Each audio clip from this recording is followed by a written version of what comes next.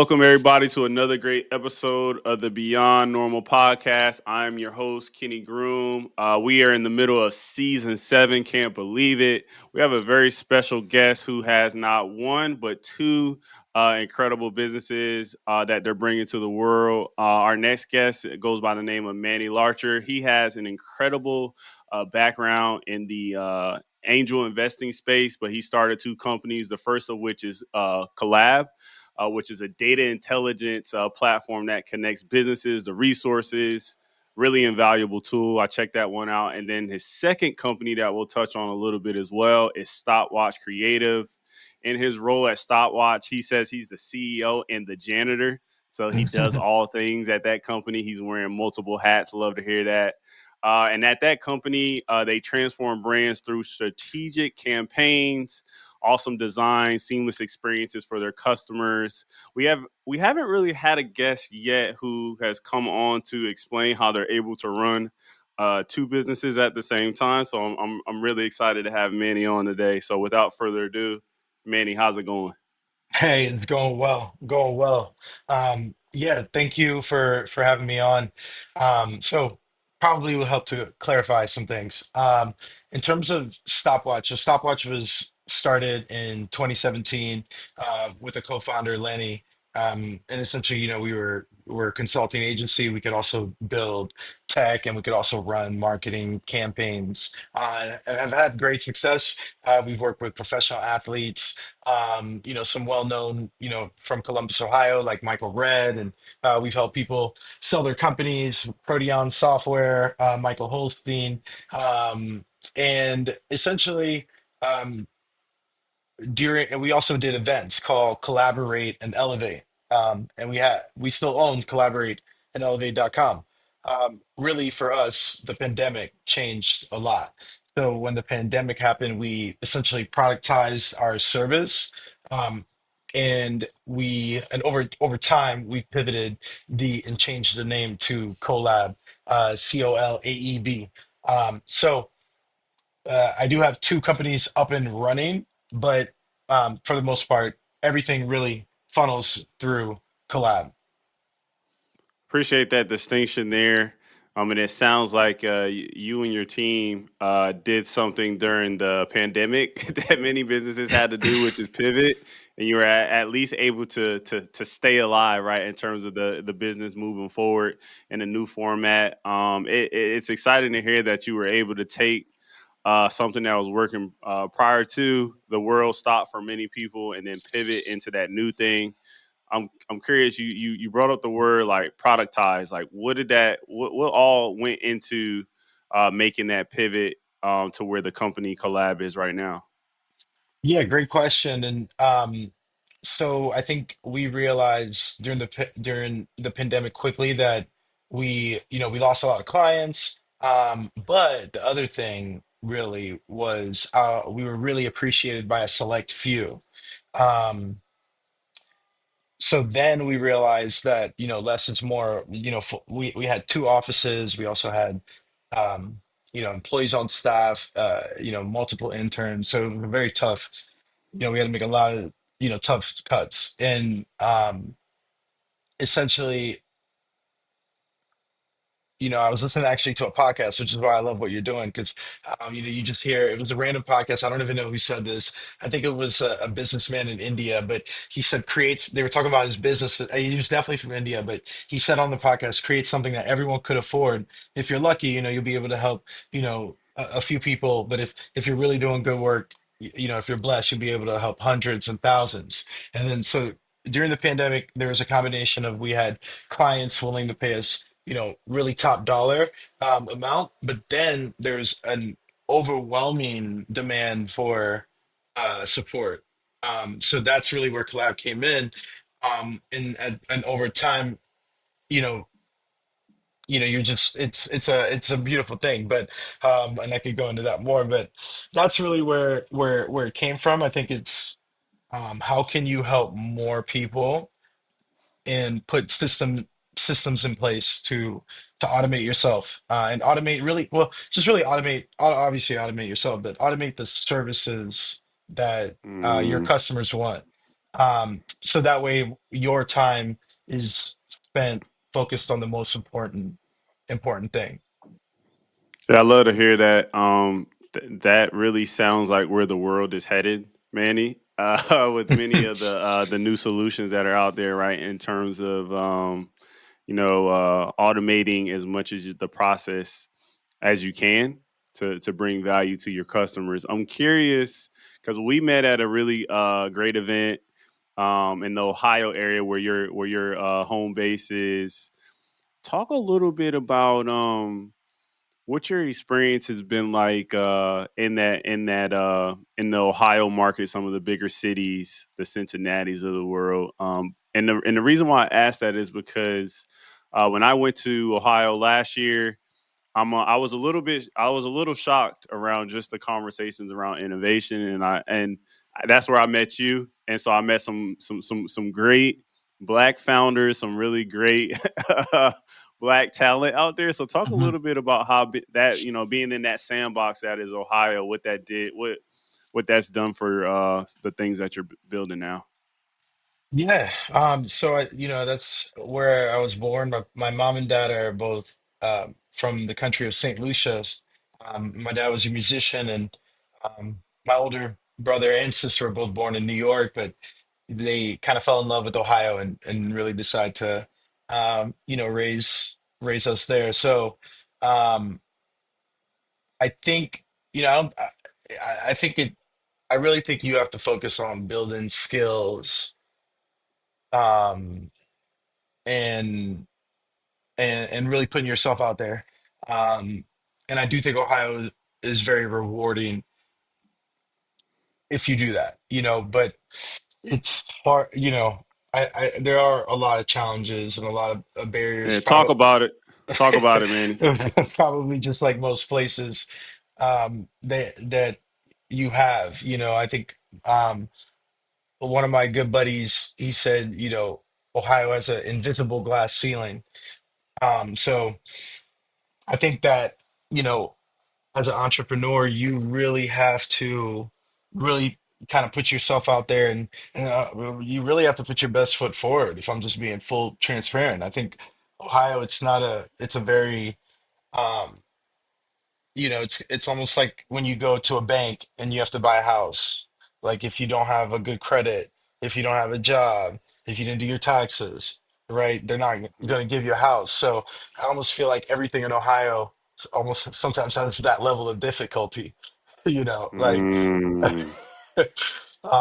so I think that's and I don't know if people really know that, and honestly, that's probably why a lot of young people end up leaving. But um, I do think if you just focus on building something, showing your value, and I think some people might say I'm annoying at the end of the day. Yeah, because I promote how I'm helping people, right? They might say, hey, he's egotistical, but if you go on any of my websites, I don't even think, I know my face is not on collab, right? And look how many people are on collab, right? So for me, it's, you have to it's like the why again is really, two immigrant parents from a small island of under 250,000 people that, try to give their kids their best life, so that's who created me, right? So I have to make sure Hmm. I have to make sure I take care of them.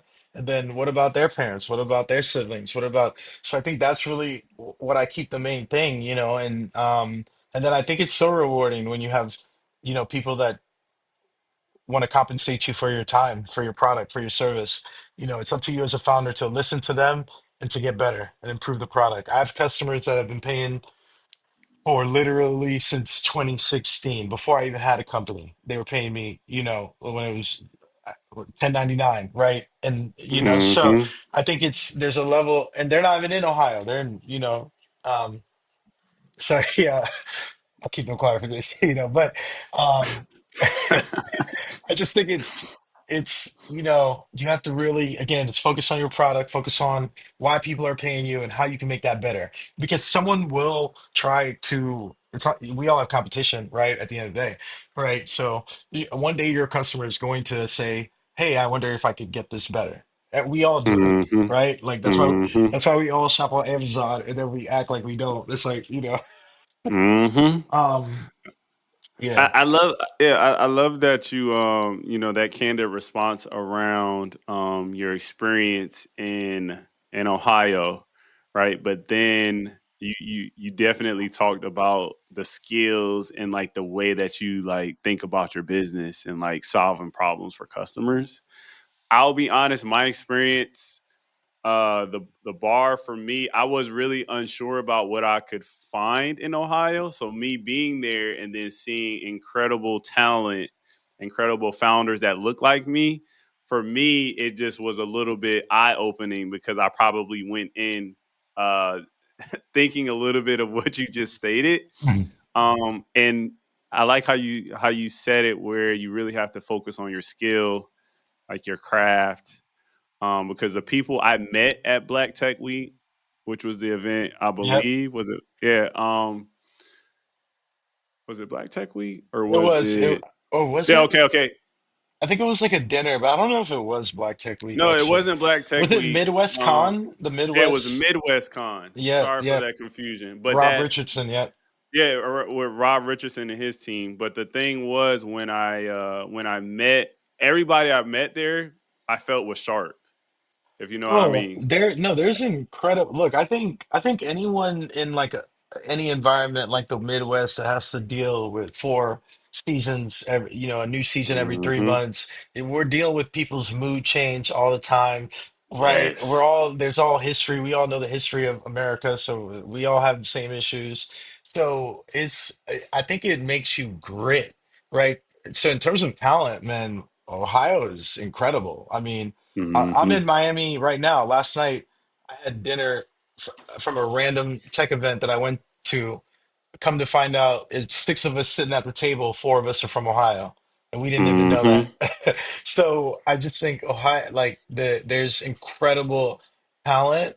I think really what I'm saying is presentation. I think we just have Yeah. to.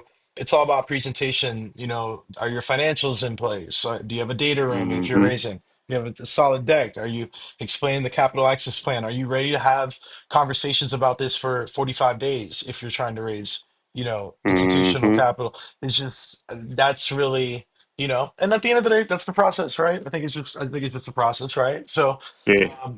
so I think, that's the challenge. And then also statistically, there's not as much capital, right, available. If you look at the size of the 3 cities, right? So then look at you Hmm. know, I mean, again, there and the surrounding, there are opportunities, right? So you just got to, I mean, there are a ton of opportunities, tons of businesses Yeah. coming, I so appreciate I appreciate that perspective. And real quickly, because I think you're touching on the experience that you've been going through the last few years, where now you're in angel investing. Like you're on the other side of the table, right? You're not necessarily just thinking from the business owner perspective, but the companies or the individuals that at times could be writing these sizable checks that help businesses grow. Like what was your curiosity about being on that other side of the table? Because not very many founders I see actually, take that seat at the table. They typically, I'm a founder, I want to live this life, but that venture capital, that angel investing route is another place that they can go. Like, why did you decide to go that route in addition to being a founder? yeah, no, great question. So I think that it's just curiosity, really. In 2015, I was a part of a startup team called Ardina. We raised VC funding, just 500K from Revlon Ventures and Carnell Health, and then 2 years later, that company was strategically acquired, really for the IP. It was more of like an acqui-hire situation. So not a big liquidity event there. And then really, what did I do in 2017? I started, my company. So um, I have ton. I mean, yeah, there's, a term kind of called a scout, where you're essentially, helping founders raise capital.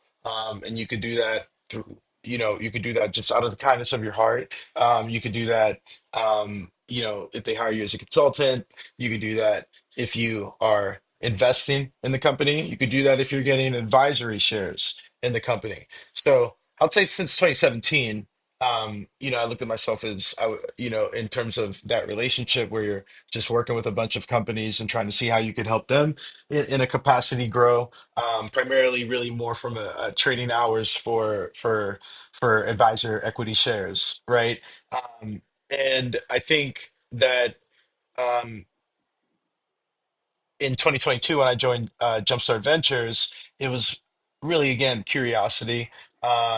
And Jumpstart is in essentially one of the most active VC firms in Ohio. They're in year 21, over 180 investments. And 100 active portfolio companies. It's a C through Series A investment firm. So it was just a really good opportunity to just kind of learn from, really, kind of one of the oldest and most active institutions, and it's been a great experience there. It is a state-funded organization, so we only invest in Ohio founders. So it from going back to what I was doing, and I'm talking to you in Miami right now. I think that was that's the interesting thing. But me being from Ohio, it's obviously um, has helped obviously since I have a pretty great network here in Ohio. So um, yeah, all that to say, I think investing is asset class. You can invest in stocks, you could buy homes, right? Angel investing, it's typically anywhere from, I mean, you could write, $100 checks. Obviously, you're right. Obviously, the more for more. I'll probably say probably Hmm. typically under 50,000 maybe, or at least under 100,000 is angel investing. Typically some people do SPVs, special purpose vehicles, sidecars, right? You could use angel list to gather up 250K in a formal document and invest in any company if you want. So a lot of this is really being just available to the mass public. And it's yeah, I'm excited for it. I think it's just language and for us to understand the opportunities. One of the most famous angel investors, Jay Cal, uh, notoriously was like one of the first people in Uber. I think it was 25K in for, a nine-figure exit, right? Hmm. So I think that's obviously those are the home runs, but um, I think that's really what venture capital is about. Yeah, I don't even think I need a home run. I just need a Yeah. a double. Yeah, a double or triple would be nice, right? Yeah, it Yeah. would be nice, right? So through your work with Stopwatch and Collab, you work with brands like Red Bull, like Grubhub. Those are just some of the bigger brands that you work with. I'm curious, as you work with these really like globally recognized companies, and now we look at startup founders or just founders in general. I'm curious, do you find that like do you find commonality? Like, how much separation is there between Collab and a company like Red Bull or Grubhub in terms of the way that they execute? Like, I'm curious. Like, what do you see as that Yeah. separation to get to that level? Yeah, it's a very great question. And I still enjoy being able to go in both worlds, but these companies are massive. They have offices in numerous cities, employees that focus on certain regions. They're paying up to date. Whatever you think, they have it in terms of top talent from engineering, from development. Um, so in terms of anything that I've done with any big company in Stopwatch and Collab, in most cases, obviously, executive teams approve the budget, but I report to, that individual at that, you know, small business. department, that individual at, creative marketing or digital marketing. So these companies are just massive, right? And their processes, JP Morgan has 300,000 employees. They sponsored our innovation conference for Collab. I mean, these are just massive companies. So I think so they take their time and how they make decisions. And, I think from a founder perspective, I think the benefit that you have is the speed. How quick you listen to a customer. For example, for Collab, we had a customer send us such a nice email about how they believe they work with many vendors, and they said you're the best SEO vendor that we have, and that was interesting. So it just gave us some more insight and more knowledge to kind of double down on some things um immediately, right? No meetings, Mm, right, no having to approval processes. So I think that's really the main difference. Everyone has different aspirations, especially if you start a company. Do you want to go public? Right, do you want to raise a ton of or raise institutional capital? Do you want to just bootstrap, right? I think you as a founder really, really, really need to decide that, because then you might just be end up wasting a lot of people's time, you know. If mm, yeah, for sure. I could see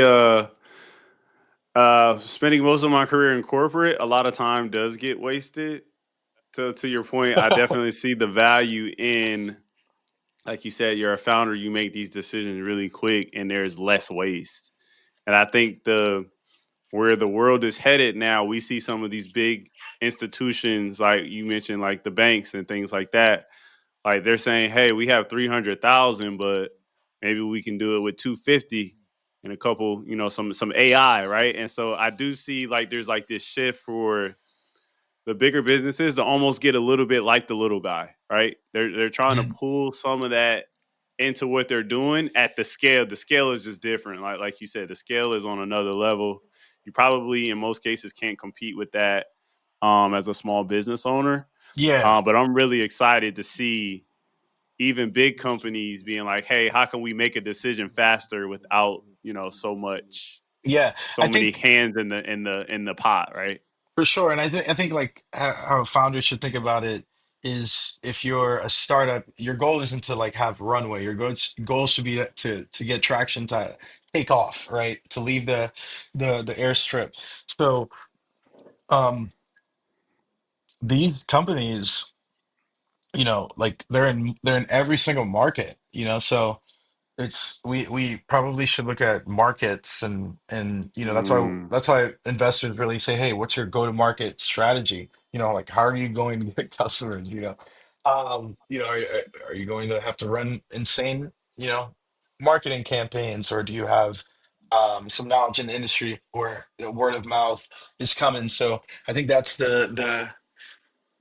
the number one thing I think people founders should think about it. But it's such a massive, you know, there are opportunities. So um, obviously, too, you have to figure out, you know, get traction, figure out what you're doing before you know, kind of go everywhere. Obviously, so yeah, I see it. I see. Um, let's talk a little bit about.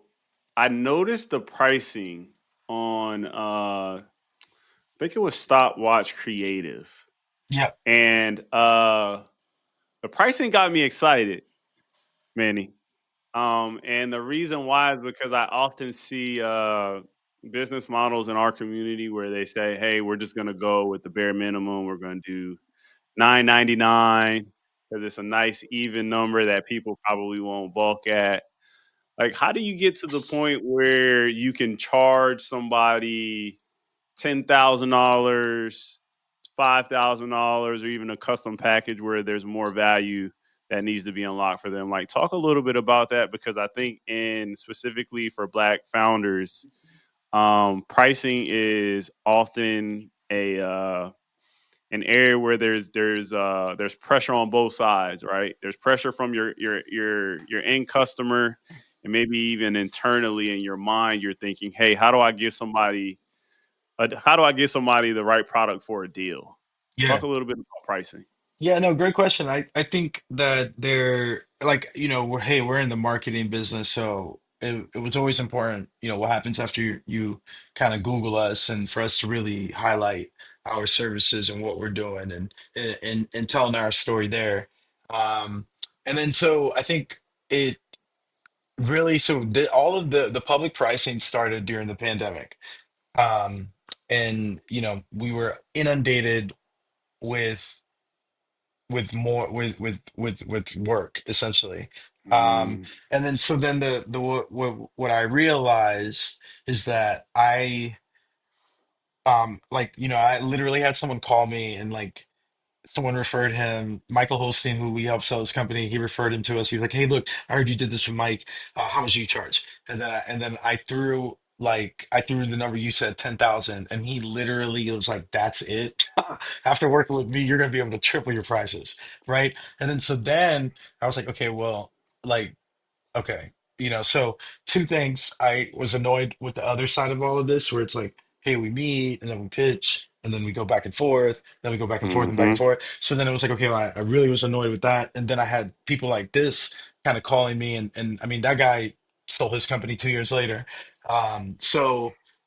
That's when the public pricing. It was like, hey, let's eliminate sticker shock, and then let's put the demand out there. And then I just think it's a consistency and a revolving loop. Keep working with people, highlighting what you're doing. I think what happens in my case is that the people who didn't have a budget didn't call, and the people that did, Mm-hmm. right? Ah, And that's yeah, that's fire, Manny. Like you said, keep working and then promoting what you're doing. Like that's a cheat code. It is so simple, Manny. and you never know. You never know. Like I've been to Belgrade, Serbia. I've had, clients in the Philippines, right?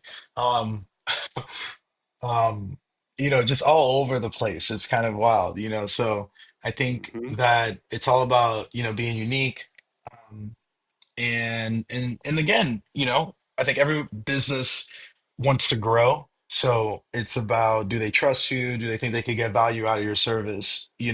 So um I think that's it. And I think if you show the value, I think, why wouldn't they want to continue to work with you? Why wouldn't they tell their other business owners that you could help them? So that's kind of like my Mm-hmm. viewpoint on everything, and not letting the highs get too highs, and, during the lows, know that everything happens for a reason.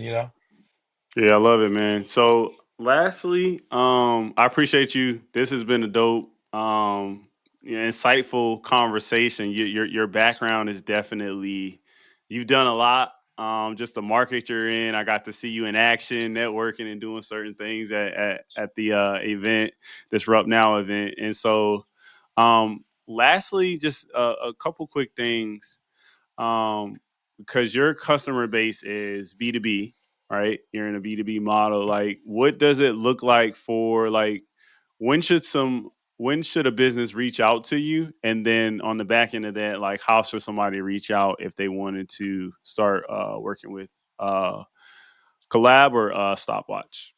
Yeah, so I think it's so we have entrepreneurs, we have, one, two, person teams. And it's I would say it's, maybe micro consulting. Maybe we could amplify their business. We now, are surpassing over 50,000 followers across socials.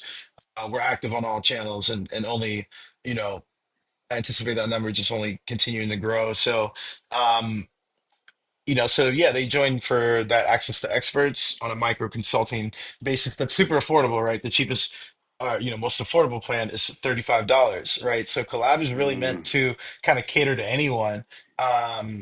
And I think and so yeah, we have one, two-person teams. We have small businesses, restaurants. We have, scaling, companies who want maybe, again, micro consulting on their investment materials, or maybe they want connections, and their matchmaking is a core feature in our network. So It's a combination of doing that, and from a large corporation perspective, I think it's initiatives that we align with. And if you want to work with the volume of customers, then essentially we have the opportunity that we could do creative campaigns. Um, so, but also I would say too, from there's just a pure consulting aspect, right? As well, that we have as well too, and insights that we have, that we work with a lot of companies too. So data intelligence. So that's really the kind of funnel. And then I think if you want the hands-on, I look at Stopwatch again as that kind of hands-on support. And we still kind of, work with a small number of clients on an annual basis. But Mhm. our primary focus has really been collab for the last 5 years. Got it. I love to hear you're servicing business owners, like you're meeting them right across Collab and Stopwatch, and so that's awesome to hear. Definitely pushing more business creation for Black founders, specifically B2B. I don't think there's enough founders that are doing the type of work that you're doing. Not that Thank you. Manny is scared of the competition, but I just think that there's so much opportunity.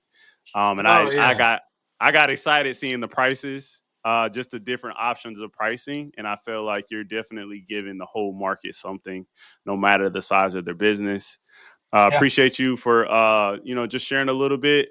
And so, just to clarify, how's the best way for folks to connect with you and then like tap in with the services? Yeah, I'm on LinkedIn. I'm on Instagram. Manny Larcher. You can search for me. Um, I'm public, open. Try to be as responsive as possible. And Collab, COLAEB.com. You can go there. If you go to the very bottom of Collab, you'll see that the site is managed and maintained by Stopwatch Creative. So you could go there, and then that's essentially our consulting company. Um, and we try to have a bunch of testimonials on there. And look, we're all about improving. So we're completely open to feedback. You know, Someone once said competition is for losers, right? So I think it's, Mhm. how can we build together? And how can we really, again, it's a very massive world. So how can we partner and collaborate and elevate? Let's go. Yeah. I love it, Manny. For those tuning in, tap in with Manny's brand, his websites. They're amazing. He's worked with some incredible companies. Without further ado, thank you for tuning in to another great episode of the Beyond Normal podcast. Peace. Thank you.